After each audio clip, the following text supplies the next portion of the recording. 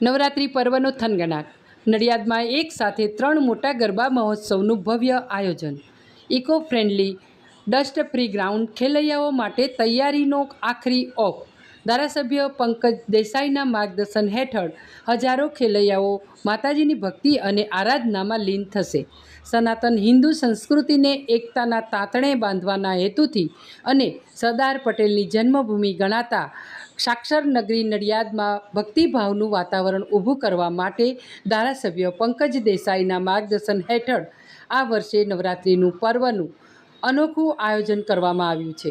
નડિયાદના 3 જુદા જુદા સ્થળોએ વિશાળ ગરબા મહોત્સવનું આયોજન થયું છે, જેમાં હજારો ખેલૈયાઓ ભક્તિ અને શક્તિની આરાધના કરવા માટે ગરબે ઘૂમશે.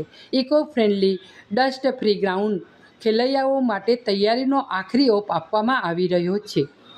નવરાત્રિના 9 દિવસ દરમિયાન આયોજિત આ કાર્યક્રમોમાં મોટી સંખ્યામાં ખેલૈયાઓ ભાગ લેશે. પારસ સર્કલ પાસે આવેલ બાસુંદીવાળા ગ્રાઉન્ડ ખાતે સ્પંદન ગ્રુપ નવરાત્રિ બીટ્સ પરિવાર દ્વારા નોંધણી કરાવેલ ખેલૈયાઓ માટે નિઃશુલ્ક ગરબાનું આયોજન કરવામાં આવ્યું છે. અહીં ગરબા રસિકો ભક્તિમય માહોલમાં માતાજીની આરાધના કરી શકશે. આ ઉપરાંત પીપલગ રોડ પર આવેલ રાધે ફાર્મ ખાતે નવદુર્ગા નવરાત્રિ મહોત્સવનું ભવ્ય આયોજન કરાયું છે. આ સ્થળ મોટી સંખ્યામાં ખેલૈયાઓને આકર્ષી રહ્યું છે.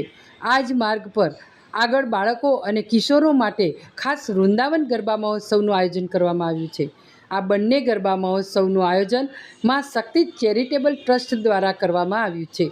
આ આયોજનથી નાના બાળકો પણ સુરક્ષિત અને આનંદમય વાતાવરણમાં ગરબાનો આનંદ માણી શકે તે સુનિશ્ચિત કરવામાં આવ્યું છે. આમ ધારાસભ્ય પંકજ દેસાઈના માર્ગદર્શન હેઠળ નડિયાદમાં એકી સાથે 3 સ્થળોએ થયેલા આ વિશાળ આયોજનથી આખું શહેર નવરાત્રિના થનગનાટથી ગુંજી ઉઠશે. આ 3 સ્થળોએ હજારો ખેલૈયાઓ ગરબે ઘૂમીને માતાજીની ભક્તિ આરાધના કરશે અને ભક્તિ શક્તિના આ પર્વની ઉજવણી કરશે. આ સંદર્ભે ધારાસભ્ય પંકજ દેસાઈના અધ્યક્ષ સ્થાને બાસુંદીવાળા ગ્રાઉન્ડ ખાતે એક પત્રકાર પરિષદનું આયોજન કરવામાં આવ્યું હતું. જે પ્રસંગે આયોજકો વિકાસ શાહ, પ્રજ્ઞેશભાઈ પટેલ, ચિરાગ પાઠક, તેજસ પટેલ, દિવેશભાઈ બ્રહ્મભટ્ટ, પરાગભાઈ દેસાઈ, પરીનભાઈ બ્રહ્મભટ્ટ, મનીષભાઈ પટેલ, હિરેનભાઈ દેસાઈ, હેમાંગભાઈ સહિતના અગ્રણીઓ હાજર રહ્યા હતા. મહત્વનું એ છે કે 3 સ્થળોએ eco friendly dust free ground રહેશે. આ ઉપરાંત સીસીટીવીની ગ્રાઉન્ડ સજ્જ રહેશે. ગરબાના ગ્રાઉન્ડ સ્થળે ફાયર સેફટીની પણ વ્યવસ્થા ઊભી કરાઈ છે.